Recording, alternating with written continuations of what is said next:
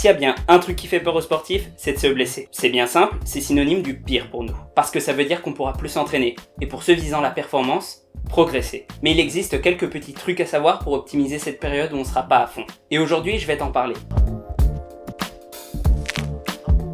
On va procéder étape par étape et avec de la logique. Ainsi, je vais aller crescendo.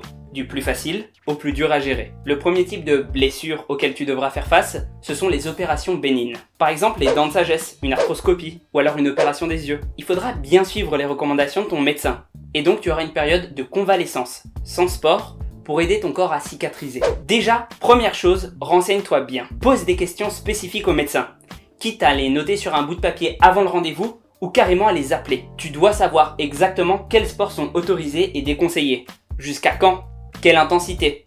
En définitive, glaner le maximum d'informations. Ainsi, tu pourras planifier à l'avance le jour de ton opération si on te laisse le choix. Mais aussi et surtout ce que tu auras fait avant. Pour te donner un exemple, moi dans ce genre de cas, j'ai tendance à m'entraîner comme un fou la semaine précédente. Je zappe mes jours de repos s'il faut. Je me crève. Je prends de la caféine pour tenir le coup. Et ensuite, les jours suivant l'opération, je me repose. J'essaye de dormir le plus longtemps possible et de faire des trucs pas trop demandants. Je dis pas que c'est la meilleure méthode, J'ai pas cherché d'études dessus et c'est purement empirique. Cependant, quand je rattaque le sport de façon générale, je suis bien plus en forme. Je fais mieux qu'avant. Bien gérer, une telle période peut être bénéfique. Maintenant, passons un cran au-dessus. Les blessures chroniques, du type les petites tendinites, le mal de dos récurrent, et les inconforts du quotidien de façon générale. Le plus souvent, elles proviennent de techniques mal exécutées, de muscles trop raides ou alors à l'inverse, trop faibles. Pour lutter contre, ton corps compense, mais avec des choses qui ne sont pas faites pour ça.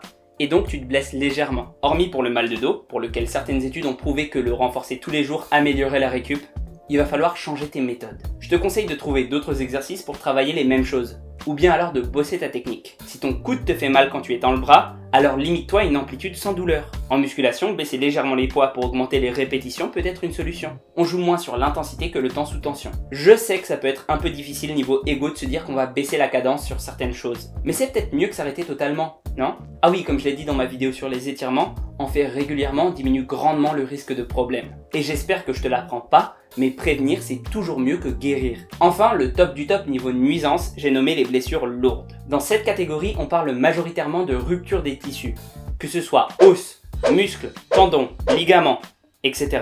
Alors là déjà, il va falloir suivre à la lettre les recommandations de ton médecin. Bon, tu me diras comme pour les autres fois, mais ici c'est encore plus crucial, car c'est grave. Hormis si c'est un orteil cassé, ça risque d'être très incapacitant. La seule véritable solution pour continuer à faire du sport, ça va être la musculation. Ainsi, tu vas pouvoir bosser avec précision les parties du corps qui ne sont pas touchées. En plus, en te mettant à la muscu, il sera plus facile pour toi après de faire de la rééducation. Tu auras déjà ton abonnement à la salle et tu sauras un peu comment fonctionne le truc. Parce que ouais, le souci avec une blessure, c'est ce qu'on n'utilise pas, on le perd. Et si tu restes 3 mois avec ton bras dans le plâtre, il n'aura pas toutes ses capacités en ressortant. Fais gaffe aussi à conserver une bonne posture. Un plâtre, ça peut peser et te faire prendre de mauvaises habitudes. Mais bonne nouvelle, si tes muscles se barrent, ton système nerveux, lui, n'oublie pas. C'est un peu comme le vélo. Quand tu en as fait une fois, c'est beaucoup plus facile de reprendre. Assez rapidement, tu regagneras ta force. Et avec, ta masse musculaire. Tes autres capacités suivront. N'oublie pas qu'avec les progrès de la médecine, on est capable de soigner beaucoup plus de choses qu'avant. Au moment où j'écris cette vidéo, on prépare même une greffe de tête.